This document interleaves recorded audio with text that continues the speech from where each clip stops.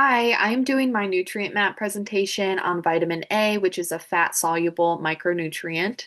So where does vitamin A come from? Well, it really all begins with photosynthesis. So we have carbon dioxide coming into the plants, and that's actually going to be supplying the original carbon for carotenoids, and those are going to be synthesized in the plant plastids. They're officially called inactive provitamin A carotenoids, otherwise known as plant pigments. And there's several examples, but a few include beta carotene, which is the most abundant. There's also alpha carotene or beta cryptoxanthin.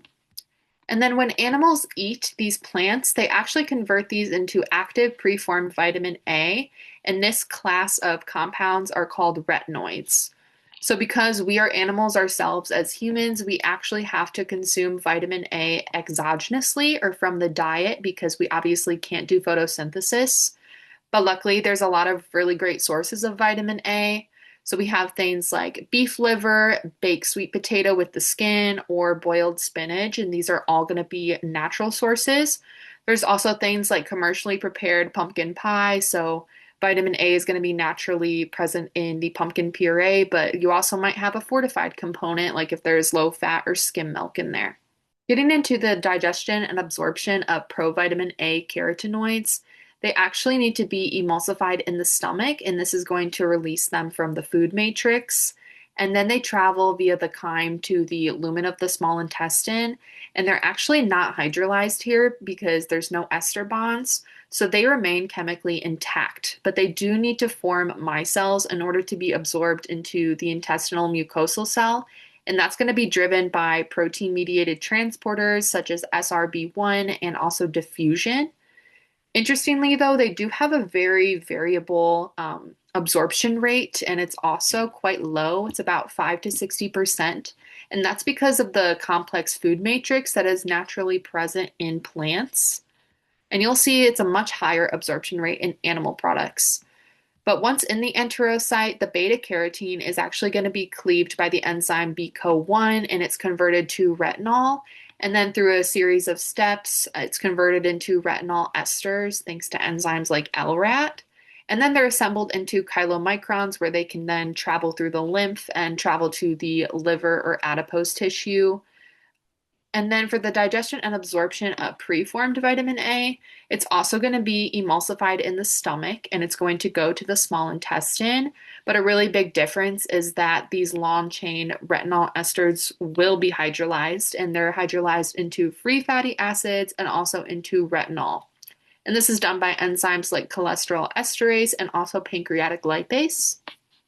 They also similarly are going to assemble micelles and then travel into the intestinal mucosal cell. And this is also done by diffusion and protein mediated transport. But as I mentioned before, the absorption rate for the animal ones are going to be much higher. It's about 70 to 90% because they obviously have a much more simple food matrix. And then in the enterocyte, the retinol is actually going to bind to CRBP2, which is a protein, and then it's converted into retinol esters, again by LRAT, where it is then assembled into chylomicrons to travel through the lymph and then to the liver tissue. So for storage, transport, and the various functions, it's worth noting that retinol esters are mainly stored in the liver, but the intact carotenoids are actually stored in adipose tissue. And these intact carotenoids, they have to be carried by lipoproteins when they're traveling throughout the body. That's why, as I'm talking about this, they form things like lipoproteins, micelles, chylomicrons, because again, vitamin A is fat soluble, so it needs a way to travel through this water. So they have functions like antioxidant protection, also really important for our macular pigment to protect us from oxidative stress and damage from blue light. But retinol esters, they're actually converted into retinol. That's the kind that travels in our blood. And they attach to carrier proteins. So first it attaches to RBP4. That forms a 1-to-1 ratio and then attaches again to TTR to form an even bigger complex. And retinol is really important for our vision. It's actually taken up by the retina and it allows us to see different colors and also at night. It's also very important for our gene expression, so it's absolutely necessary for things like reproduction. So, how much vitamin A should you be consuming in a day? Well, for adult men, it is recommended to consume around 900 micrograms of retinol activity equivalents every day. And for women, this is about 700. And the biomarker that they used is they just took a look at what amount of retinol esters do we need stored in our liver in order to prevent adverse health outcomes like vision impairment or fertility issues.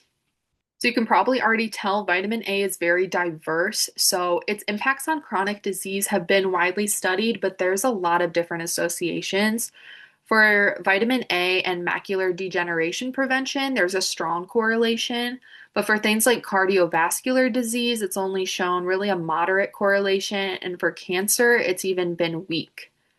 So it is possible to get a vitamin A deficiency. This is called hypovitaminosis A. It's not common in developed countries like the United States, but in developing countries, there is a clinical condition called xerophthalmia, and this results in symptoms like night blindness, corneal damage, and dry eyes. And this is typically due to things like malnutrition or relying heavily on plant-based foods because, as I mentioned before, they do have that lower absorption rate of the vitamin A. And it is rare to get hypervitaminosis A, but it's largely due to excessive supplementation. And this is super uncommon, and it would result in symptoms like severe headaches, nausea, muscle pain, and weakness. And this would get worse if you did continue to supplement. And the reason that this is possible is because vitamin A is not excessively excreted in the body.